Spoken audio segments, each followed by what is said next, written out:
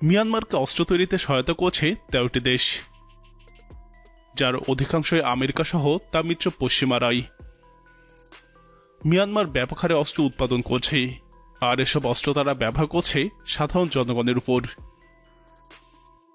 জাতিসংঘের কর্মকর্তারা এসব কথা উল্লেখ করে বলেন, এসব অস্ত্র তৈরিতে সহায়তা করছে বিশ্বের 13টি দেশের সমরাস্ত্র উৎপাদনকারী প্রতিষ্ঠান। পশ্চিমা নিষেধাজ্ঞার পরেও তারা এই সহায়তা করে যাচ্ছে। বিবিসি নিউজে বলা হয়েছে, জাতিসংঘে প্রকাশিত এক প্রতিবেদন অনুসারে অভ্যন্তরীণভাবে উৎপাদিত এসব অস্ত্র দেশটিতে যারা জান্তা বাহিনীর বিরুদ্ধে কথা বলেন তাদের বিরুদ্ধেই ব্যবহার করা হয়।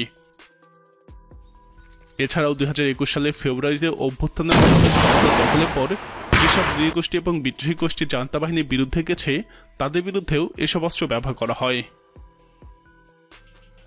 জাতিসংঘের special advisory council on Myanmar fatal business supplying the Myanmar military's weapon production শীর্ষক এক প্রতিবেদন প্রকাশ করে। প্রতিবেদনে বলা হয়, Japan, Germany, America, France, Bharat, Austria, Taiwan এবং চীন সহ মোট 13টি দেশের অস্ত্র নির্মাতা প্রতিষ্ঠান মিয়ানমারকে সহায়তা দিয়ে যাচ্ছে। মিয়ানমারকে একঘরে করে রাখা ছাড়াও জাতিসংঘের বিভিন্ন নিষেধাজ্ঞা সত্ত্বেও বিশ্বের 13টি দেশের সমরাস্ত্র নির্মাতা প্রতিষ্ঠানের এই সহায়তা নিয়মিতই বিভিন্ন ধরনের অস্ত্র উৎপাদন করে যাচ্ছে দেশটি। এসব অস্ত্রের মধ্যে রয়েছে স্নাইপার রাইফেল, অ্যান্টি এয়ারক্রাফট গান, মিসাইল লঞ্চার, গ্রেনেড, বোমা এবং বিভিন্ন ধরনের ল্যান্ডমাইন।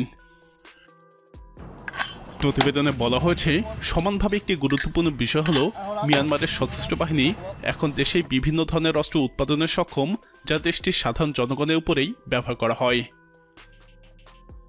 এসব অস্ত্র কখনোই দেশটির সীমান্ত রক্ষায় ব্যবহৃত হয়নি। এ বিষয়ে জাতিসংঘের মানবাধিকার বিষয়ক বিশেষ প্রতিবেদক ইয়াং হেলি বলেছেন, মিয়ানমার কখনোই বৈদেশিক শক্তি দ্বারা আক্রান্ত হয়নি এবং তারা অস্ত্র রপ্তানিকারক দেশও নয়। তারপরও 1950 সাল থেকে দেশটি নিজস্ব উৎস থেকে অস্ত্র উৎপাদন করে যাচ্ছে এবং নিজেদের জনগণের উপরেই ব্যবহার করছে। প্রতিবেদনে আরও বলা হয়, দশকের পর দশক মিয়ানমার আন্তর্জাতিক নিষেধাজ্ঞায় থাকলেও দেশটি কখনোই অস্ত্র উৎপাদন বন্ধ রাখেনি, বরং ক্রমেই বাড়িয়েছে। 1988 সালে দেশটিতে মাত্র 6টি সমরাস্ত্র কারখানা ছিল, আর এখন 30 বছরের ব্যবধানে 2023 সালে এসে দেশটিতে এরকম অন্তত 25টি কারখানা রয়েছে যেখানে বিভিন্ন ধরনের আধুনিক সমরাস্ত্র তৈরি করা হয়।